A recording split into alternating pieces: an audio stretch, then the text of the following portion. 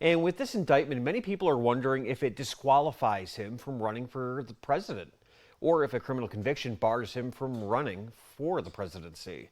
Our Washington, D.C. correspondent Rachel Knapp has the answers, and she joins us live from our nation's capital.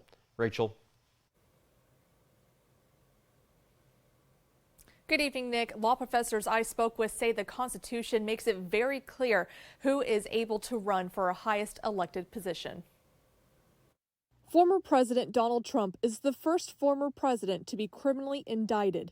He is also running for president in the upcoming 2024 election. This is uncharted territory for our political and legal systems. While we wait for the arraignment, when the charges will be unsealed, we asked a law professor if an indictment can keep someone from running for the office of the president. The Constitution spells out very clearly the conditions to be eligible for the office of the president. In Article 2, Section 1, the Constitution specifically mentions three conditions. One is that person needs to be a natural born citizen, meaning that they were born here rather than naturalized later in their lives. Second, they have to be at the age of 35 and up. And three, that they have to be 14 years a resident within the United States. Former President Trump meets those conditions.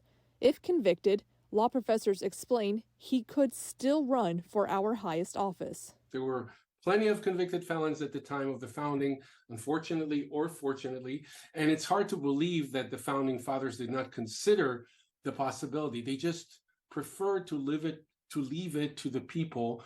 And I think that kind of determination by the people and for the people stays with us well into 2 centuries later. So I think it's not a fluke that they have forgot to mention convicted felons. They just thought that the electorate body perhaps would be wiser than to choose someone who was convicted in a criminal trial for president. Outside of this alleged hush money indictment in New York, the former president is being investigated in other cases elsewhere. We know that in December, the House Select Committee investigating the January 6th U.S. Capitol attack recommended to the DOJ that they charge the former president with aiding an insurrection. And according to the law professor that I spoke with, he says aiding an insurrection or rebellion against the United States is part of the 14th Amendment, and which would bar people from running for office. Nick, back to you.